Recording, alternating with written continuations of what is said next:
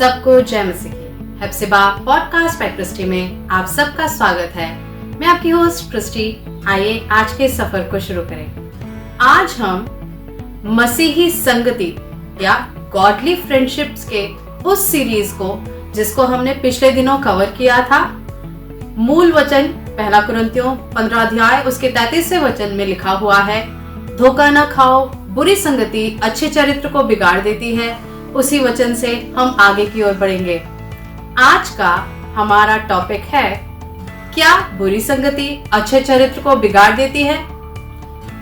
हम जब इस वचन को सुन रहे हैं, समझ रहे हैं, क्या हमारे पास ऐसे कुछ एग्जाम्पल्स हैं जिनको देखकर हम ये समझ सकें कि सच में बुरी संगति ही अच्छे चरित्र को बिगाड़ देती है। बाइबल बार बार हमें यह सिखाती है कि हमारे आसपास के लोग, हम जिनके साथ रहते हैं, जिनके साथ उठना बैठना पसंद करते हैं या जिस परिवार से हैं, वो सब हमारे सोचों को और हमारे विचारों पर प्रभाव डालते हैं। और इसी ओर बाइबल हमें सिखाती है कि बुरी संगति हमारे अच्छे चरित्र को भी बिगाड़ देती है। आज के दिन बाइबल से हम कुछ उदाहरणों को देखेंगे। ये वे लोग हैं जो शायद बुरे नहीं थे, जो शायद अच्छा कार्य कर सकते थे, जो शायद जिनके जिंदगी में इतनी बुराइयां या इतना पाप आना सिर्फ और सिर्फ एकमात्र कारण से हुआ कि उनकी संगति अच्छी नहीं थी। कौन है ये लोग? सबसे पहले इस लिस्ट में हम जिसको देखेंगे, जिसका संगति बुरा था और उसके कारण उसके जिंदगी पर प्रभाव पड़ा, वो है हव्वा, जिसकी दोस्ती सांप के साथ थी। क्या सच में हव्वा की दोस्ती सांप के साथ थी? हम पढ़ सकते हैं उत्पत्ति 3 अध्याय उसका 1 से 6 पर, जहां पर लिखा है, यहोवा परमेश्वर ने जितने बनैले पशु बनाए थे उन सब में सर्प धूर्त था। उसने स्त्री से कहा, क्या सच है कि परमेश्वर ने कहा तुम इस वाटिका के किसी वृक्ष का फल न खाना? इसके आगे उस स्त्री के जीवन में, हव्वा के जीवन में सर्प ने एक शक का बीज बो दिया करके हम देखते हैं। और उसके ही चलते हव्वा ने उस फल को, जिसको परमेश्वर ने मना किया था कि इस फल को नहीं खाना, उस आज्ञा का उल्लंघन किया और इंसान के अंदर पाप ने प्रवेश कर दिया। पहला वचन जो मैंने पढ़ा उसमें लिखा है, सबसे अधिक धूर्त था, सबसे अधिक चालाक, एक ऐसा जानवर जो सही नहीं बात कर सकता या फिर वो चालाकी का इस्तेमाल करता है, उसके साथ वार्तालाप हव्वा के लिए बहुत भयानक हो गया। जिसके कारण क्या नतीजा हुआ? इंसान के अंदर पाप ने प्रवेश किया और इंसान आदम और हव्वा ने परमेश्वर की उपस्थिति और उस अदन की सुख और सुविधा और परमेश्वर के साथ का जीवन हमेशा के लिए खो दिया। इस भाग से हम क्या सीख सकते हैं? इस भाग से हम ये सीख सकते हैं, अगर हम शैतानी लोगों के साथ रहते हैं, उनके कांस्टेंट टच में रहते हैं, उन अनगॉडली वॉइसेस, उन गैर परमेश्वरीय आवाजों को नित्य सुनते हैं और उन सलाहों के ऊपर कार्य करते हैं, हम पर यह खतरा हमेशा मंडराता है कि हम परमेश्वर के उपस्थिति को हमेशा के लिए हमारे जीवन से खो दें। दूसरा व्यक्ति जिसके बारे में हम सीख सकते हैं वो है लूत और उसकी दोस्ती सदोम के साथ, सदोम के लोगों के साथ। यह भाग हम उत्पत्ति 13 अध्याय उसका 12 से 13 तथा उत्पत्ति 19 अध्याय उसका 1 से लेकर 26 तक पढ़ सकते हैं। यहाँ पर मैं एक वचन को पढ़ना चाहती हूँ। उत्पत्ति 13 अध्याय उसका 12 से 13 वचन, अब्राम कनान देश में रहा, पर लूत उस तराई के नगरों में रहने लगा और अपना तंबू सदोम के निकट खड़ा किया। सदोम के लोग यहोवा के लेखे में बड़े दुष्ट और पापी थे। याद करें, जब हम लूत का भाग पढ़ते हैं, लूत अब्राहम के साथ निकला हुआ व्यक्ति है, परमेश्वर का दर्शन पाया हुआ और परमेश्वर की आराधना करने वाला एक व्यक्ति है। लेकिन उसने चुनाव किया। क्या चुनाव किया? वो उन लोगों के साथ रहने का चुनाव किया जो परमेश्वर के लेखे में दुष्ट थे, और उस दुष्टता को के आसपास रहने के कारण, उस पाप के आसपास रहने के कारण एक ऐसा समय आता है जब वो उस पाप में ऑलमोस्ट कंफर्टेबल हो जाता है, घुल मिल जाता है, जिसका नतीजा क्या हुआ आप जानते हैं। सदोम और गोमोरा के ऊपर परमेश्वर ने जो नाश किया उसके बारे में हम सबको पता है। हमें उसे उत्पत्ति 19वें अध्याय में हम उसको जब पढ़ते हैं तो पूरा व्याख्या वहां पर लिखा हुआ है। लेकिन नतीजा लूत के जीवन में क्या हुआ? उसकी पत्नी नमक का खंभा बन गई और उसकी 2 पुत्रियां घोर अपराध की और परमेश्वर के उपस्थिति से उनको धकेल दिया गया। लूत के जीवन से हम क्या सीखते हैं? बुरी संगति में रहना और एक आत्मिक दीवार के बिना, आत्मिक बाउंड्री के बिना, स्पिरिचुअल बाउंड्री के बिना रहना हमारे जीवन में पाप को लेकर आ सकता है और हमें उसके साथ समझौता करने के लिए प्रेरित और आखिरकार हमारे विनाश का कारण बन जाता है। तीसरा व्यक्ति जिसके बारे में हम पढ़ने जा रहे हैं वो है शिमशोन और उसकी दोस्ती दलीला के साथ। हम पढ़ते हैं न्यायों 16 अध्याय उसके 4 से 21वें वचन तक कि शिमशोन कैसे एक सामर्थी व्यक्ति था, परमेश्वर के द्वारा आशीषित, अभिषिक्त और एक कार्य के लिए अलग किया हुआ व्यक्ति। लेकिन यह व्यक्ति जब बुरी संगति को या बुरी दोस्ती को चुनता है, उसे अपनाता है, तो वो उसके जीवन में क्या लेकर आता है हम न्यायों 16 अध्याय में पढ़ सकते हैं। इस भाग में हम देख सकते हैं कि शिमशोन की एक दोस्ती एक ऐसी व्यक्ति के साथ होती है जो एक उन दुश्मनों के साथ और दुश्मनों के द्वारा प्रभावित होती है, और उनका एक योजना रहता है कि वो किस प्रकार से उस सीक्रेट को, उस रहस्य को जिसको शिमशोन लेकर घूम रहा है, उसकी शक्ति का राज, उसके महान सामर्थ का राज क्या है और उसको कैसे नष्ट कर सकते हैं, यह पूछने के लिए वो दिन और रात कार्य करती है।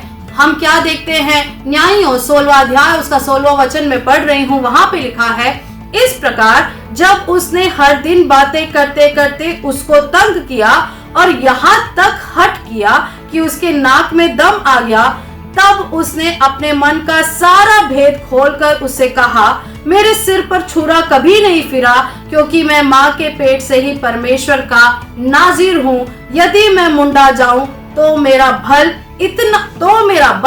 इतना घट जाएगा कि मैं साधारण मनुष्य के समान हो जाऊंगा। आपको पता है क्या हुआ? दलीला ने इस रहस्य को पलिश्तियों को जाकर बता दिया और पलिश्तियों ने आकर उसका बाल काट लिया। शिमशोन कमजोर हो गया, एक साधारण मनुष्य के समान हो गया, पलिश्तियों का गुलाम बन गया और अंधा किया गया और सबके लिए हंसी का पात्र बन गया। हम इस भाग से क्या सीख सकते हैं? वो लोग या वो संबंध जो हमारे विश्वास के साथ मेल नहीं खाता, हमारे सिद्धांतों के साथ मेल नहीं खाता, वो हम पर यह प्रभाव डाल देता है कि हम किसी न किसी दिन कमजोर हो जाएं और परमेश्वर की उपस्थिति से दूर हो जाएं। साथ में परमेश्वर ने जो महान उद्देश्य हमारे जीवन में रखा है उससे हम दूर हट जाएं। चौथा व्यक्ति जिसके बारे में आज मैं आपसे बात करना चाहती हूँ वो है अम्नोन और योनादाब की दोस्ती। हम पढ़ते हैं दूसरा शमूएल 13 अध्याय उसका 1 से लेकर 20 वचन पर कि अम्नोन जो दाऊद का पुत्र था, राजमहल में रहता था, परमेश्वर के द्वारा आशीषित एक व्यक्ति था, लेकिन एक कमजोरी, एक पाप उसके जीवन में आती है, एक बुरी इच्छा उसके जीवन में आती है। उसे बुरे काम करने के लिए, अपनी बहन तामार से बुरा काम करने के लिए जब उसको चाहत आता है, उसका दोस्त, जो कि दूसरा शमूएल 13 अध्याय में लिखा है कि योनादाब चालाक व्यक्ति था, एक धूर्त व्यक्ति था, उसकी सलाह को मानकर उस पाप को पूरा करता है और जो परमेश्वर की नजर में अपराध है उसको कर देता है। नतीजा क्या हुआ? नतीजा ये हुआ कि धर्मी दाऊद के घर में ही खून खराबा हो जाता है। अबशालोम और अम्नोन आपस में, दो भाई आपस में दुश्मन बन जाते हैं और अंत में अबशालोम अम्नोन का खून कर देता है। हम इस भाग से क्या सीख सकते हैं? कई बार हमारे कमजोरियों से हमें बाहर आने के लिए हमें अपने आसपास ऐसे दोस्त या ऐसे संगति रखने हैं जो कि हमें अच्छा बनने के लिए प्रेरित करते हैं, ना कि हमारे कमजोरियों को बढ़ावा देने वाले और हमें पाप करने के लिए प्रेरित करने वाले।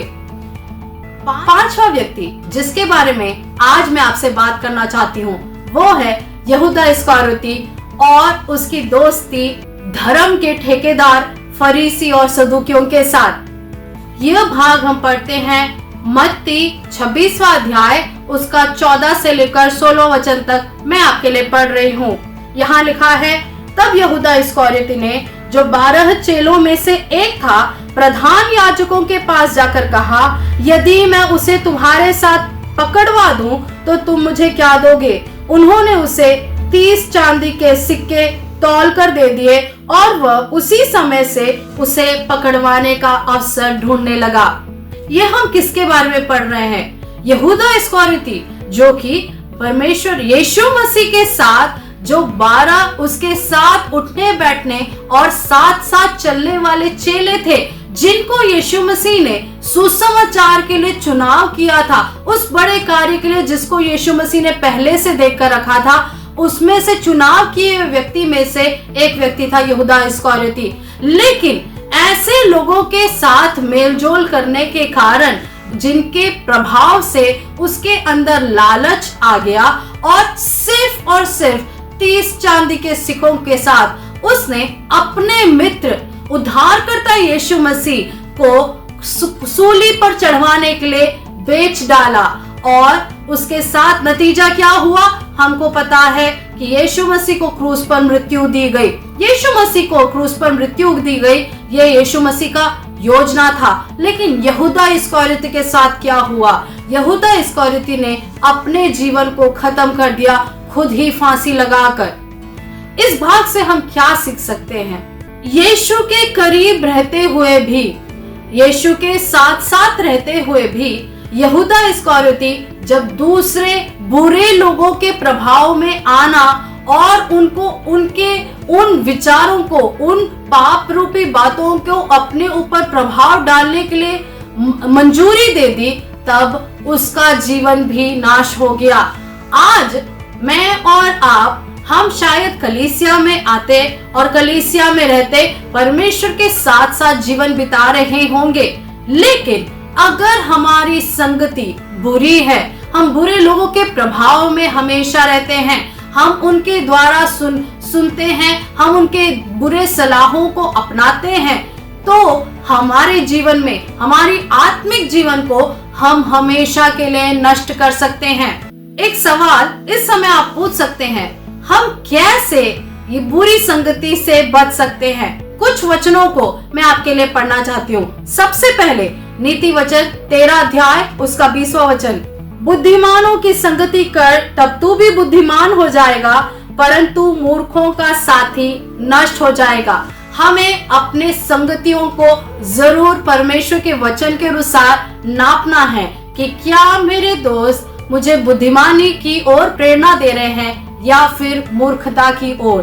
दूसरी बात जो हमें ध्यान देनी है, रोमियो 12 अध्याय उसका 2 वचन में लिखा है, इस संसार के सदृश न बनो, परंतु तुम्हारे मन के नए हो जाने से तुम्हारा चाल चलन भी बदलता जाए, जिससे तुम परमेश्वर की भली और भागती और सिद्ध इच्छा अनुभव से मालूम कर सको। क्या हमारा चाल चलन दिन प्रतिदिन परमेश्वरीय होता जा रहा है? क्या हमारा चाल चलन अपने दोस्तों के साथ, जिन दोस्तों के साथ हम रह रहे हैं, उनके साथ रहते हुए हमारा चाल चलन, हमारा सोचना, हमारा उठना बैठना, हमारे विचार, क्या वो दिन प्रतिदिन रिन्यू हो रहे हैं? क्या वो रूपांतरित हो रहे हैं? अगर नहीं तो हमें अपनी संगति बदलने की जरूरत है। तीसरा, नीति वचन 27वां अध्याय उसका 17वां वचन, यहाँ पर लिखा है, जैसे लोहा लोहे को चमका देता है, वैसे ही मनुष्य का मुख अपने मित्र की संगति से चमकदार हो जाता है। अगर आपने पिछला पॉडकास्ट नहीं देखा है, मैं आग्रह करूंगी आप देखें कि हम कैसे अच्छी संगति को हम अनुभव कर सकते हैं। इस वचन से हम ये समझते हैं कि जैसे लोहा लोहे को चमका देता है, इसका अर्थ अगर एक व्यक्ति हमारे अंदर के अच्छाइयों को निखार रहा है तो वो हमारा बुरा नहीं, अच्छा दोस्त है। हमें अच्छे संगति को खोजना जरूरी है।